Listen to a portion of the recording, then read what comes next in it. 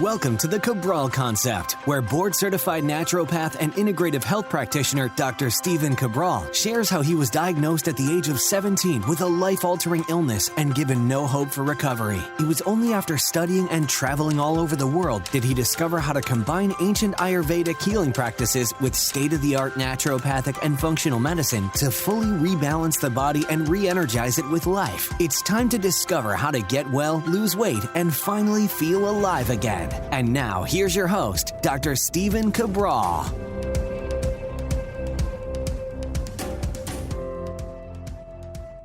Welcome back, everyone. We are here today with our Sunday edition of the show. Today's Cabral HouseCall is episode 2284. If you'd like to follow along with the questions, you can, and they are right over at stephencabral.com/2284. All right, every single weekend we answer a dozen of our community's questions.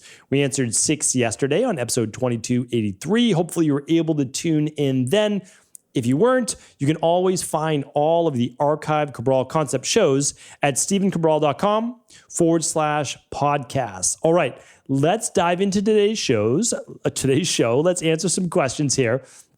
And the first question is coming in from Jennifer. Jennifer says, "Hi, Dr. Cabral. I got the virus in March of 2021 and again in January 2022.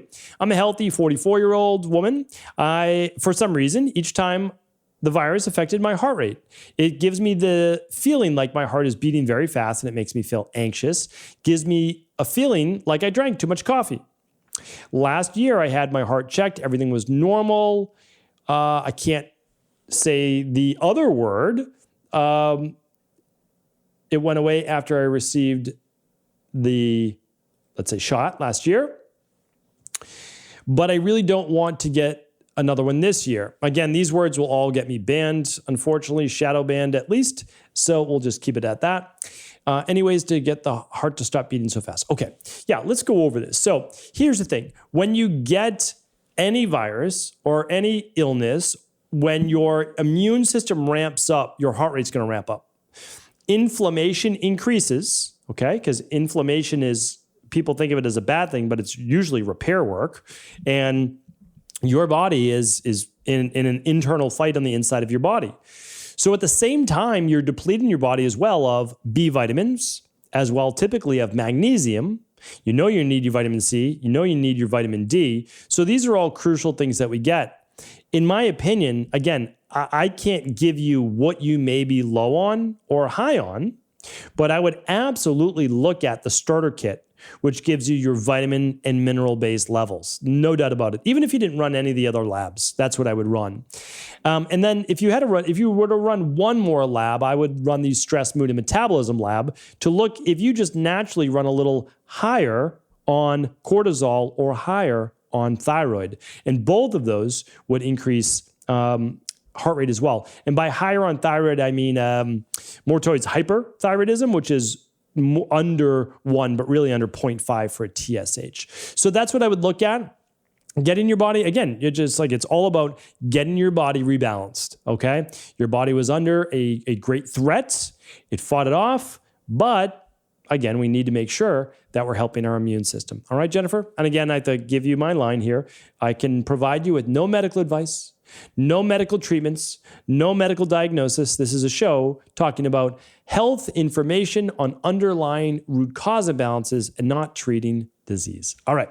Alan's up next. Hello, Dr. Cabral. I've done the minerals and metals test in the past. I did have some aluminum levels and vitamin deficiencies in the hair sample. I'm assuming, Alan, you mean mineral deficiencies. Totally get it. I've since taken some supplements and I fixed those deficiencies.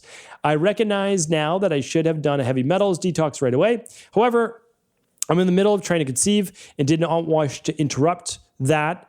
And I know it's not safe to do while trying to conceive. So I never completed the heavy metals detox, ate a balanced diet, healthy weight, do a few liver functional medicine detoxes a year. I work out 4 to 5 days a week. I do my sauna, weights, cardio. All right, let's see what else is going on. I was wondering, aren't I naturally detoxing heavy metals and other toxins from my body very regularly when I sweat and eat foods that support the natural detox process? I know that supplements in the heavy metal detox assist with the detox process, but I'm wondering how much I am naturally able to detox on my own by simply living a healthy lifestyle. I know the research supports that the supplements that come with the heavy metal detox work. Are there other ways to remove heavy metal toxins? Thank you for answering my questions. I totally understand. And I do agree. When you are like you're hoping to conceive that month, or you might be pregnant, I agree that we're not looking to do a detox. Now, yes. So, I mean, you're living a really healthy lifestyle. So first of all, like, fantastic job. I mean, fantastic job. You're exercising, you do sauna, functional medicine detox is fantastic. So, I mean, your body's detoxing every single day. And every time you do a sauna, you're getting a little bit more. So that's all very, very helpful, especially the infrared sauna for the metals, but a regular sauna has its own benefits for heat shock proteins, et cetera. So anyway, they're both great. So here's the thing. You can eat and add some cilantro to your diet. You're not really going to eat any chlorella. That's not going to happen. You can take a little bit of vitamin C, nothing wrong with that, and you just won't use the biofilm disruptor, right? So it's like you can eat cilantro or take some cilantro. That's not going to be that big deal. The difference with the heavy metal detox is not the detox, believe it or not. The detox is your fruits and vegetables and things that ramp up phase 1 and phase 2 every day. What the heavy metal detox does is it actually helps with chelation. It actually helps bind up those heavy metals in your body. That's why it's so powerful. But yes, your body's detoxing naturally on a daily basis. No doubt about it. The heavy metal detox just speeds that up. And honestly, it sounds like you're doing a fantastic job, to be honest with you. All right. And even the daily fruit and vegetable blend on a daily basis, that's what I use. So the daily fruit and vegetable blend on a daily basis can be used. Yeah, there's a little bit of that chlorella and other spirulina and other items in there, but fine for daily use, right? Not just a mega dose like you get the big dose with the heavy metal detox to do what it's supposed to do. All right. Kelly's up next. Hello, Dr. Cabral. Thank you so much for your podcast and book. You are a true blessing to people like myself seeking optimum wellness and disease prevention. Thank you, Kelly. Appreciate that. I am relatively healthy, 35-year-old female with a strange question. All right, let's see what it is. My husband and I had the virus in October. Prior to our infection with the virus, let me just take these out so my team, because my team doesn't edit these, they just post them. I had suffered for about 3 years with unexplained shortness of breath. I tried endlessly to get to the bottom of what was causing the disorder. I did diaphragm exercises, took iron supplements, aerobic exercise, tried adaptogens, stress relieving things like lavender. I did counseling, meditation. The shortness of breath came out of the blue in my early 30s and magically disappeared after I recovered from the virus, which took about 2 weeks. The only explanation was that I had the virus. I would inhale steam and essential oils like tea tree and grapefruit seed extract in another germ-fighting blend. I'm curious about your thoughts on whether my long-term shortness of breath could have been attributed to some bacteria or fungus in my lungs that was inadvertently wiped out as I don't want to say the word treated, but you said it, virus symptoms with gentle steam inhalation with essential oils. I'm baffled at how this chronic condition could vanish. All right, well, there's 2 explanations. The first one is it could be from those very powerful essential oils that you nebulized or you inhaled in. So that's explanation number 1. Explanation number 2 is that it was a strong virus. You did fight it off. Your immune system at the same time was elevated and may have fought off what was also causing your shortness of breath. That's the second possibility. As they say, we may never know. The good news is it's gone. You're healthy. You're feeling good, obviously. And you know in the future, if it were ever to return, you may, again, not giving you any medical advice, do some of that steam-based inhalation with the same germ-fighting blend. All right? Great work, Kelly. Oren's up next. Hi, I'm 20 years old, female. I can't remember a time in my life when I wasn't chubby. I'm not immensely overweight. I weigh about 70 kilograms at 1.7 meters. I've done strict keto for months, combined with the 1 meal a day diet and intermittent fasting a few times a week. And I also train jiu-jitsu 4 times a week. Now I'm starting carnivore. I eat about 1,300 to 1,700 calories a day, depending on my hunger. My body won't respond to any of the that except for helping with bloating. Measurements and compositions stayed the same for a year. Trying these things, I don't really know what to do anymore. I took the body type and my answers were almost dispersed equally with a small favor of Vata and Pitta, except for the fact that I gain weight easily and can't seem to lose it from my thighs and belly no matter what I do. I'm kind of desperate, so I'd love some help. Thank you. All right. So Oren, I've answered this and I'm happy to help and I do want to help you.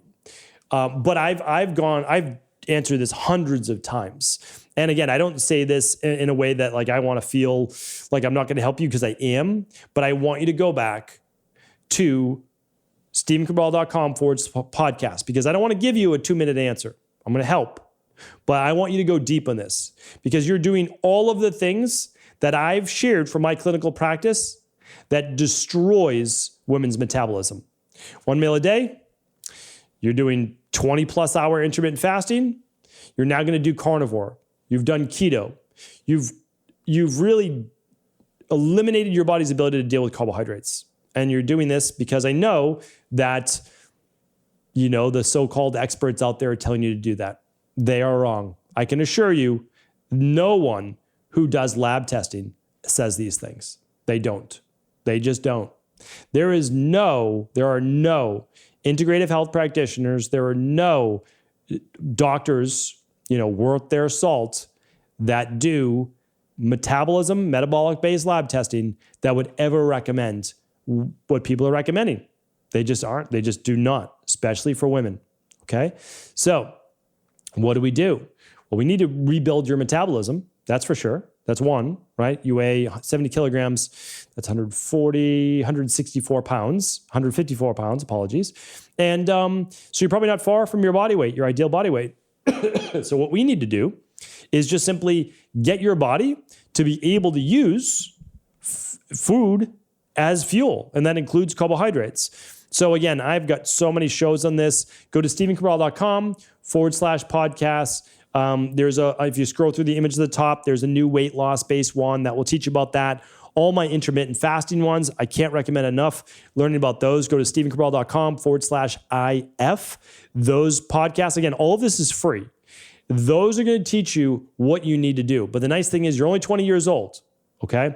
Now, the bad thing is you're 20 years old. So this is like super important. I totally get it. And I want to help. Now, the nice thing is if you figure this out now, then you've got it locked in for the rest of your life. And so that's the good thing. That's why I'm glad I got sick at 17 because I figured it out through my early 20s and now I'm good for the rest of my life, right? So it's like we want to do the same for you. That's it. We're here for you if you ever want one-on-one support. You can run at-home labs. You can do all of these different things. The at-home lab that I was talking about for the metabolism is the stress, mood, and metabolism test. But for you, I definitely recommend the Big Five if you can. If not, the starter kit and the stress, mood, and metabolism, that's at StephenCabral.com/labs. But again, listen to all the free podcasts first. Get the education because then you know why what we are going to help you with is going to work. All right? Anonymous is up next. Hi, Dr. Cabral. Hope you're doing well and can point me in the right direction to get well. I experience chronic runny nose upon waking in the morning or after lying down for a long period of time. It stops running a couple hours after being awake and sometimes comes back in the evening. I also have extreme sugar, mainly chocolate cravings, nocturia, mood swings, acne, foul gas, but no bloating. My Candida metabolic vitamins test showed no microbial overgrowth, below the mean for all neurotransmitter metabolites, and slightly elevated orotic acid. If I have no bacterial overgrowth, where's the gas coming from? And why won't my nose stop running? Do I need to run additional FM labs to figure this out? Thank you in advance for your advice and recommendations. Okay, so when you ran the Candida metabolic and vitamins test, you looked mainly for yeast overgrowth with secondary markers for mold. It only looks at C. diff for bacteria. You may not have yeast overgrowth, but you may have bacterial overgrowth. That's an absolute possibility, especially if you have foul gas. So if you want to find out what bacteria may be overgrown, or if you have parasites, you'd want to run the bacteria and parasite stool test. Yeah, for sure. For sure. Because not every lab can test everything. That's the thing is you can't get everything in one lab because you're looking at different samples. Urine versus the stool, right? That's a different sample. Stool test is not great at testing for yeast, but it's the best at testing for parasites, H. pylori, and bacteria. Okay, well, What else can I share with you? Okay, the chronic runny nose. Okay, this can be called eosinophilic rhinitis, which typically comes from a imbalanced autonomic nervous system with a Th2 dominant immune system, which is referred to as dysautonomia. I know that's a mouthful, so let's break that down. Dysautonomia often comes from being exposed to some type of microbe or pathogen for a chronic period of time, and some people are more prone to it. So for example, on my mom's side of the family, we're more prone to Th2 dominance. My dad's side of the family is more Th1 dominance. I inherited more genes for mastocytosis as well as Th2 dominance. That means I don't necessarily move towards those Th1 issues, but I have all those allergy, not anymore, but allergy and all those other things. That's what a lot of people have with Th2 immune system imbalances. The extreme sugar craving is an interesting one because there absolutely could be a gut imbalance, or it could simply be a blood sugar imbalance due to the adrenals, and the adrenals could be causing a lot of this as well. There's no doubt about it. So in my opinion, you're going to run the bacteria and parasite stool test and potentially the stress, mood, and metabolism test to find out next steps for this specifically.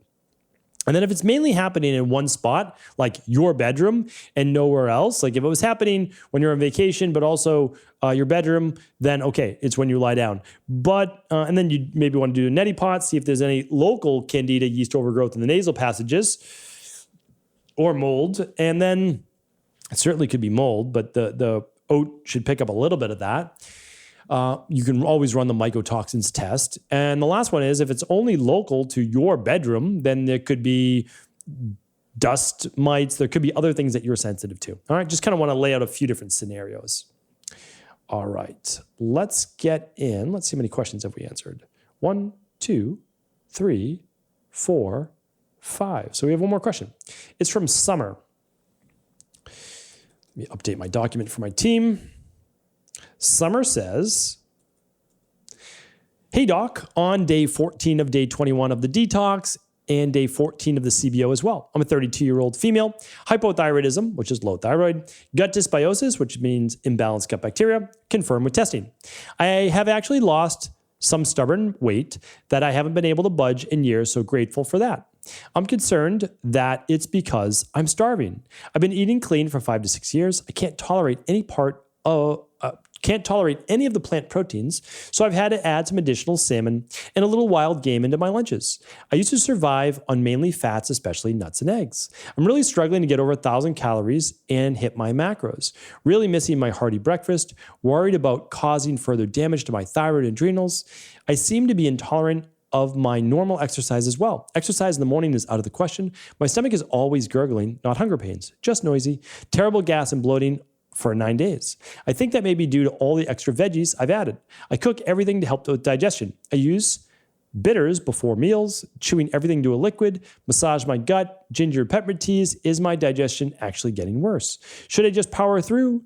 That's what I'm doing, but I would like to hear your suggestions, even if it's 7 weeks out. Support group has had some suggestions, but not satisfactory. Thanks. Okay, happy to help. All right.